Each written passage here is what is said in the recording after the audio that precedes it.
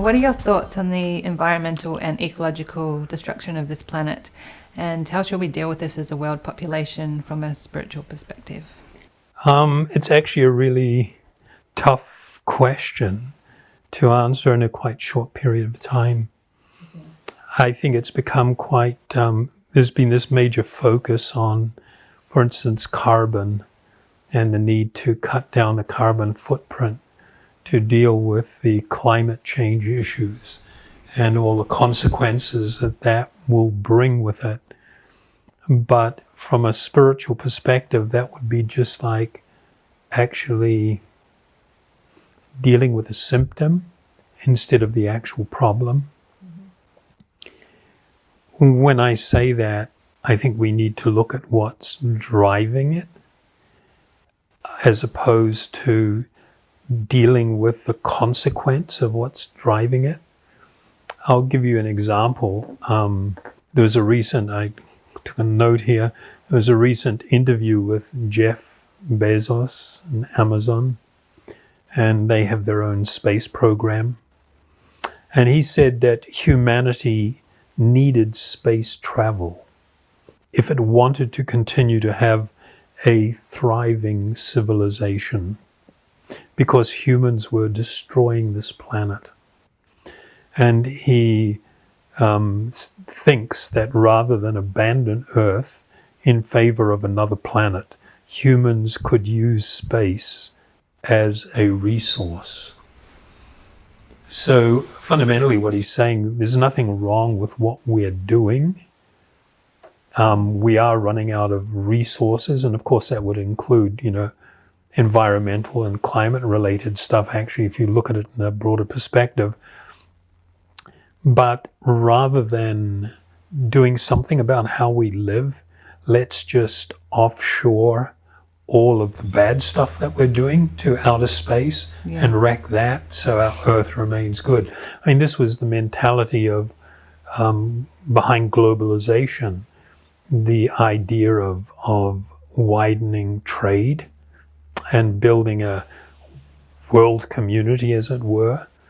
The idea was that let's do all the crappy manufacturing that's causing a lot of problems in our own countries to places like China and the third world and India, and let's let them screw up their environment. That way we get all the goodies, but we don't pay the consequence. That's a very short-sighted view of things, because in the end you do pay, because we're all connected. And this mentality really has its roots in the 1920s, when a banker from Lehman Brothers, he was the first non-family member on the board back in about 1922. His name was Paul Mazur. And he wrote an article that actually talked about a fundamental shift in the way we live as people. He'd stated, we must shift America from a needs to a desires culture. People must be trained to desire, to want new things even before the old had been entirely consumed. We must shape a new mentality in America. Man's desires must overshadow his needs. I think looking at that now and people hearing about that now, that's kind of like incredibly shocking that somebody could say that. And the reality was that this actually happened, and it was largely driven by a new form of advertising that was brought into vogue by Edward Bernays. Eddie Bernays is someone that's hardly known, yet he had probably the most profound effect on modern society out of probably anybody in the last century. He was the nephew of Sigmund Freud, and he began to, he saw that the key to bring about this change was to show how to make people want things they didn't need by linking mass-produced goods to unconscious desires. And so he was kind of responsible for the development of focus groups and the use of psychological methods to get people to do things that they wouldn't do just on their own, voluntarily do. And this science, if we can call it that, has grown in a most amazing way. And now, it's got to this point where people study addiction behavior, gambling, and what is it that makes people compelled to continue to do these. And they look at all the triggers for this type of thing and use these techniques in advertising, on social media, to get people more engaged. It sounds very harmless. And so consequently, we have a situation where the majority of what people think about, the ideas that they have, are not actually self-produced. It's the result of things that have been planted in our psyche, in our unconscious mind, as it were, by people that are fundamentally manipulating us. And so we have a consumer-focused existence. This is the key problem behind the environmental crisis. Simply trying to look for alternative means of, generating energy, renewables, is not going to change people fundamentally and what got us to this space in the first place.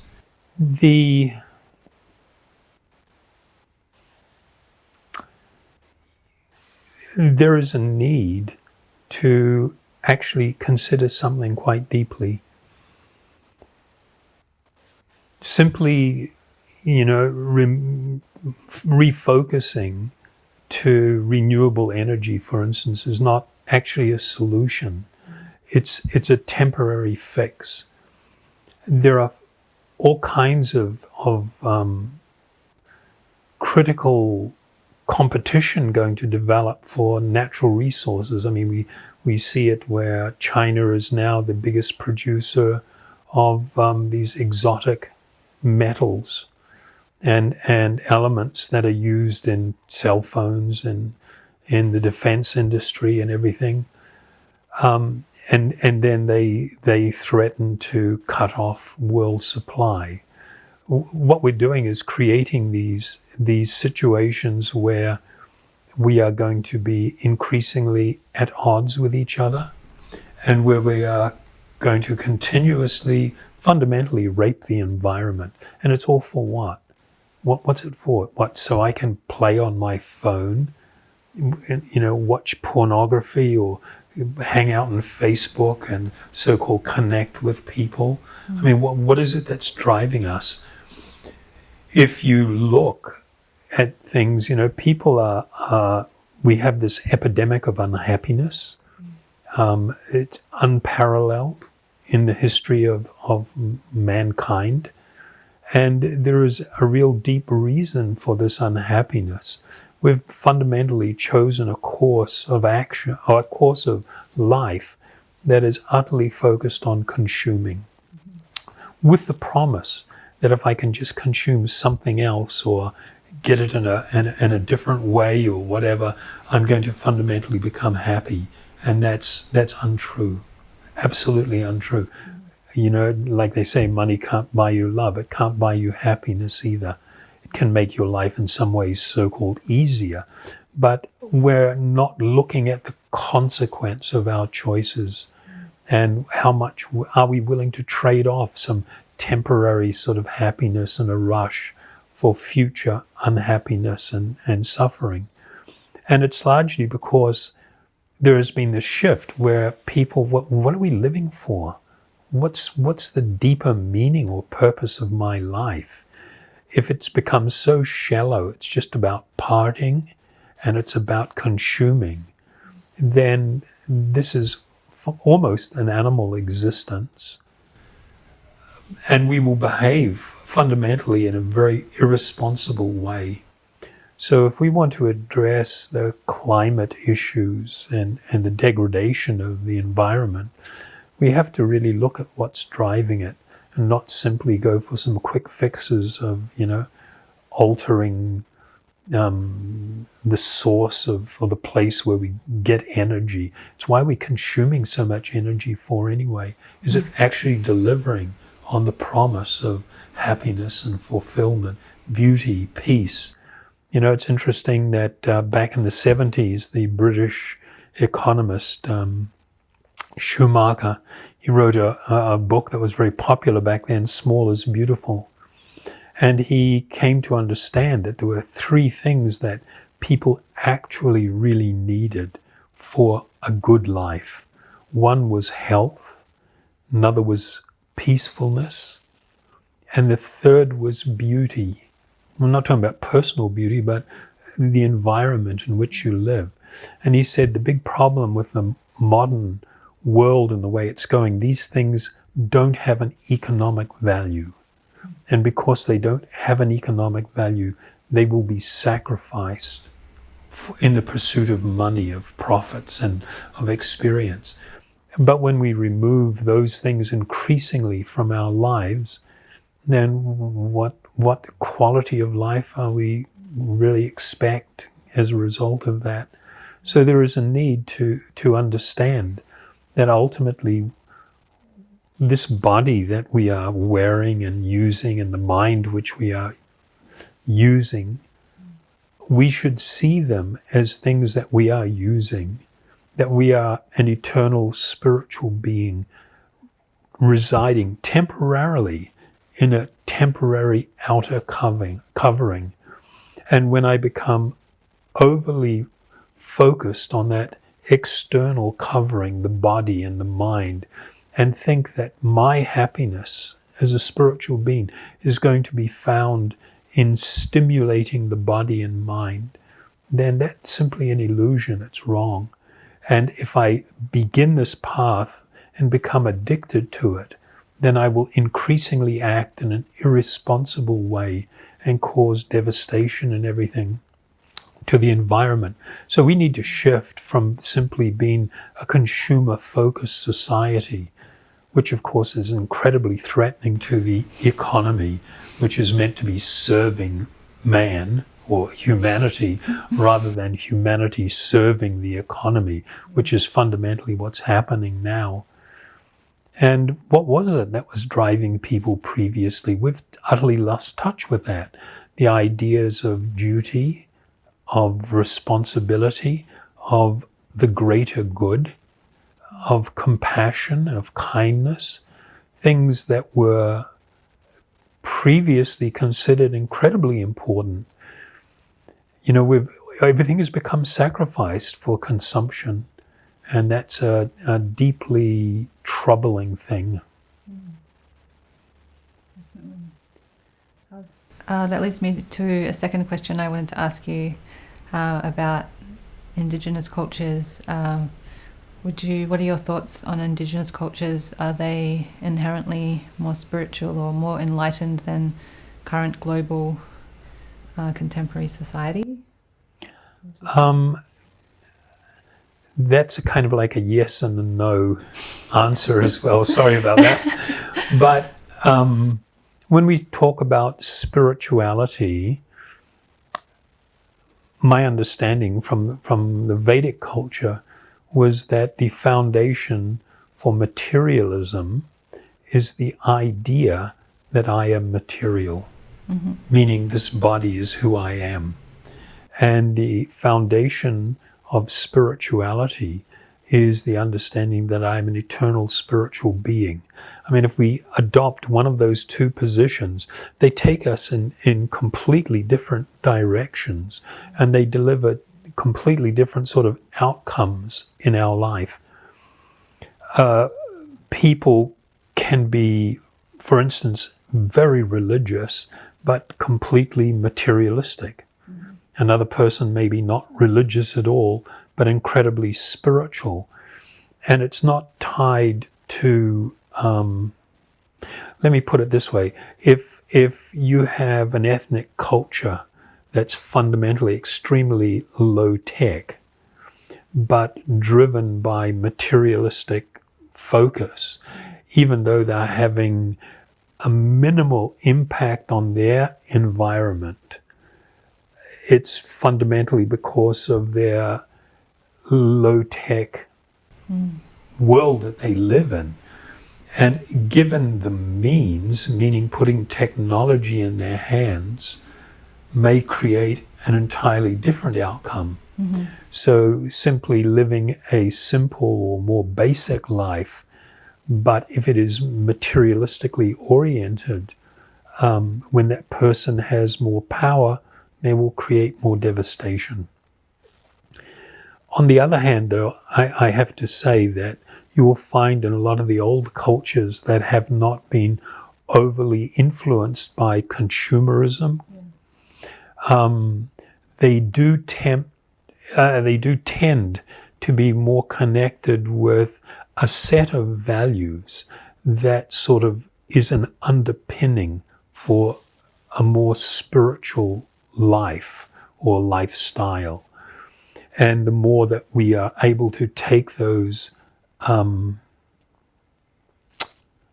qualities, on board, like compassion, years ago everybody knew what the 7 deadly sins were. Now nobody knows what it is, apart from the movie that came out some, 15 years ago or more. There were qualities that were inherently understood by Western cultures to be devastating and bad. Pride, arrogance, greed, avarice. Avarice is the lust for money. Lust itself, gluttony. All of these things were considered deadly in that they are destructive in nature. But because these 7 deadly sins came from a religious foundation, even though they are inherently spiritual and more, they go back way before the onset of Christianity, for instance. People in their abandonment of religion, they abandon a lot of these values that actually are important for our happiness and our peace. So you'll find that with a lot of these older cultures, they embraced a lot of these common qualities and characteristics that create a foundation for more spiritual possibility than, leading a thoroughly materialistic life. Considering that as a world population, we do need to have a change of heart, considering that's what you're saying, to have an effect on climate change in a positive way, what can we start to do to make this change? I think that the movements that are going around where people are trying to raise awareness and everything about these dangers and try to bring it more into the create public debate and everything, I think these things are all good. Unfortunately, the issues have become highly politicized, meaning you've got on one side people with a certain political viewpoint who want to utilize these things for a political advantage. And on the other side, you've got people that see that and then they want to reject, dealing with issues of climate change because they see it as politically motivated. And I think the injection of politics into the, discussion has really ruined the atmosphere. It's created difficulty for people to embrace something that needs to be embraced and talked about and considered. So I think debate, the demonstrations people do and everything to create public awareness. I think it's good. I think that needs to be tempered, meaning that any movement or rebellion, if you wish, that becomes too authoritarian and it tends to lead to a very bad place, because you can't just change people's mind by force. I mean, when they're fed a diet of the need to consume, that's the message, you need to consume more and more, that's the diet, and then you start trying to stop them from doing it, you've got a problem. And you would have to become increasingly more authoritarian to do that. But once you go down that route, it's highly destructive, as all forms of authoritarian revolutionary conceptions have always turned out. So creating awareness is important. I think beginning to do things about it is all good.